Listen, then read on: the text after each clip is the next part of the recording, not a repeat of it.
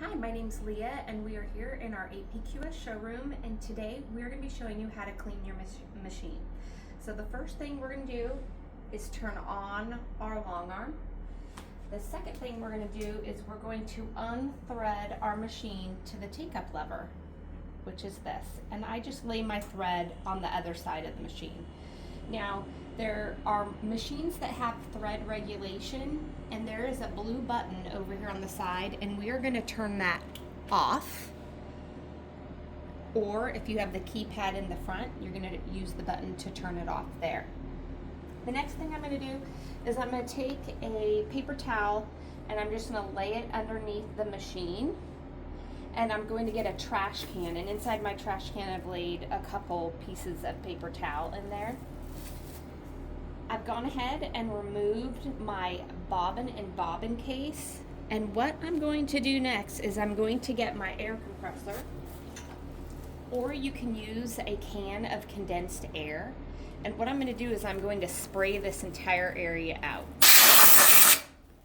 I'm going to spray underneath the needle.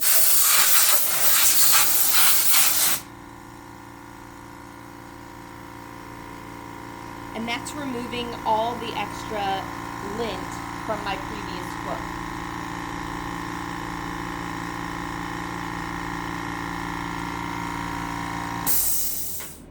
Next, I'm going to get my WD-40 and my trash can, and I'm liberally going to spray this entire bobbin casing in here.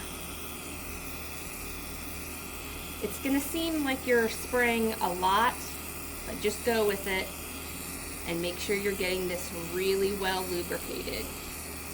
Okay? And then I'm going to go ahead and just set my trash can underneath so that it continues to drip into my trash can. Next, I'm going to actually turn the machine on and I'm going to let it run for a good 30 to 60 seconds. And you do that just by pushing the green button. And here we go.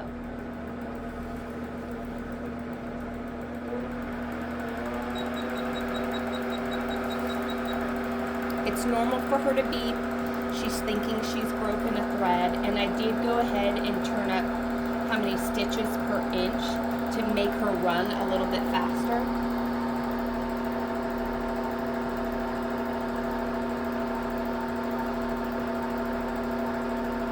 After we've let that ran, we're going to take our air gun again and we're going to spray out all this extra WD-40. This part can get a little bit messy, so don't wear a nice shirt.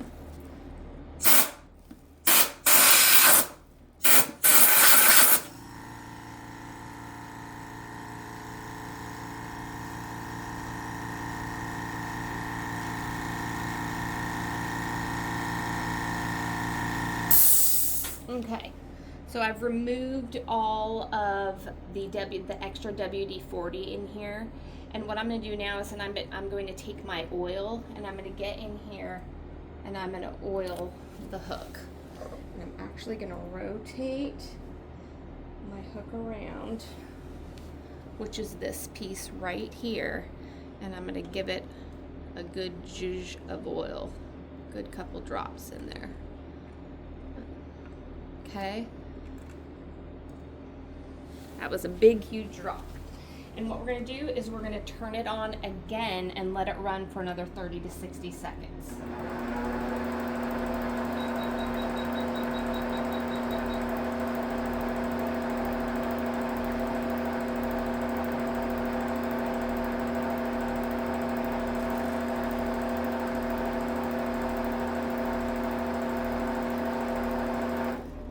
Okay.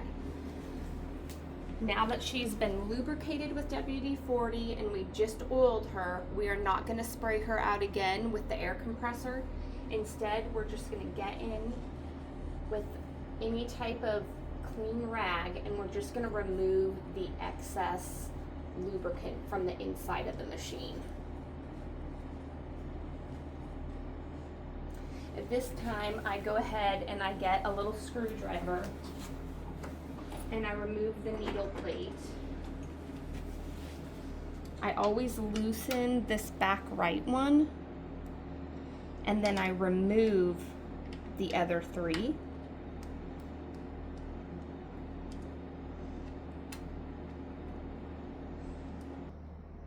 Yeah. Okay, I've removed all 3 screws, and I can see that there's some WD-40 up here. And what I do is I get in here, and now this is pretty clean. I clean this after every quilt, but you will get a lot of buildup in here. And this also needs to be wiped off down here. And wipe off the front. And then we can go ahead and reattach our needle plate with the 3 screws you took out. All right, our needle plate is back on. We're still at the front of the machine, so we're gonna go ahead and turn our little blue button back on, which is the thread regulation, or you would use the keypad in the front. And since I'm up here, I'm gonna go ahead and look at my oil wicks. You use 1 finger per wick, and as you can see, my little fingers have oil on them, so we know that her oil wicks do not need oil. If you do need oil because your fingertips are dry, you just put a drop at a time in. Okay, so next we're gonna start the cleaning process. And what I use is a jar of alcohol and lots of Q-tips and some rags. So the first thing we're gonna do is I'm gonna get my Q-tips wet.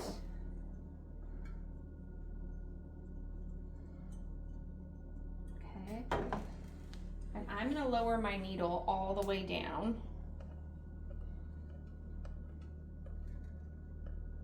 And I'm gonna take a Q-tip and I'm gonna remove any buildup that is here above the needle. Go ahead and raise my needle back up. Okay. Now there are lots of black wheels on this machine. There is 3 up front here, and there's more on the sides and more on the back. And what we need to do is we need to take our Q-tips that are dipped in alcohol and we need to run them back and forth, and we're removing the carbon buildup from these wheels. And this is what keeps your machine moving smoothly as it's stitching. Okay, so we'll go ahead and do this one.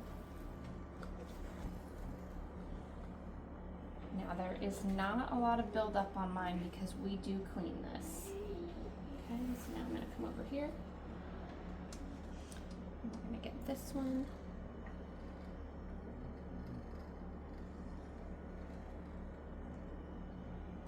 Okay, that's good.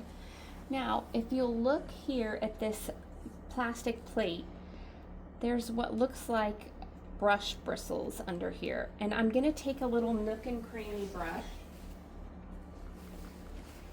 which looks like this, and I'm gonna get in here. I'm going to gently remove any lint that might be building up, and I'm gonna do that on both sides.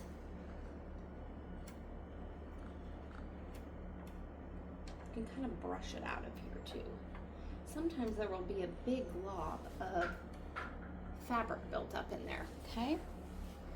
So that's that. So we're gonna go ahead and we're gonna go to the back of the machine real quick, and we're gonna continue cleaning all of our wheels. There's also some on your quilt pack too, so make sure you get those as well. Yep. We're here at the back of the machine, cleaning the wheels, removing all the carbon buildup that may have. And you will notice our Q-tip is still clean, but yours might not be. So keep cleaning until your Q-tip comes out clean.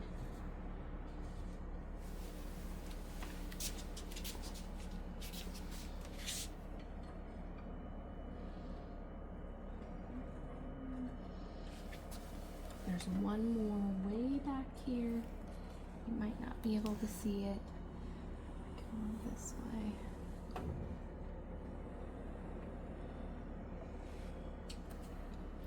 Okay, that's all the wheels.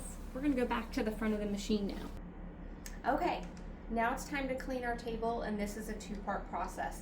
The first thing I'm gonna do is I'm gonna come in here and I'm just gonna spray my entire table down with some Windex. And then I'm gonna go in and I'm gonna dust everything off.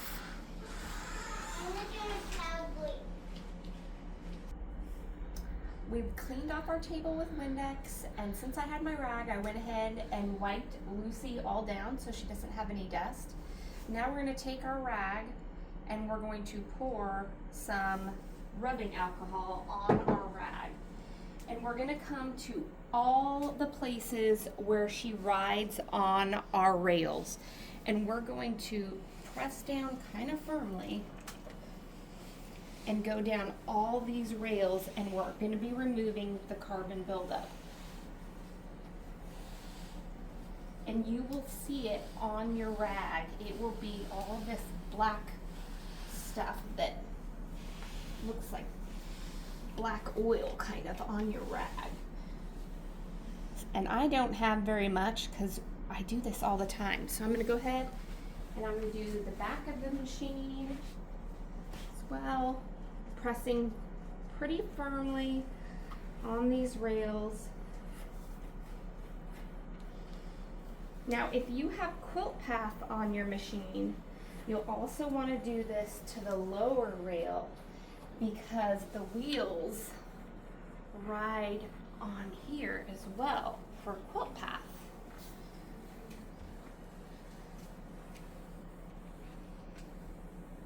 Okay, that's it. Okay, that's it. That's how to clean your machine. You can go ahead and turn your machine off and know that the next time you start quilting, she's good to go. Be sure to like, subscribe, and follow APQS online so you can get more useful tips on how to take care of your machine. Happy quilting! Hi, my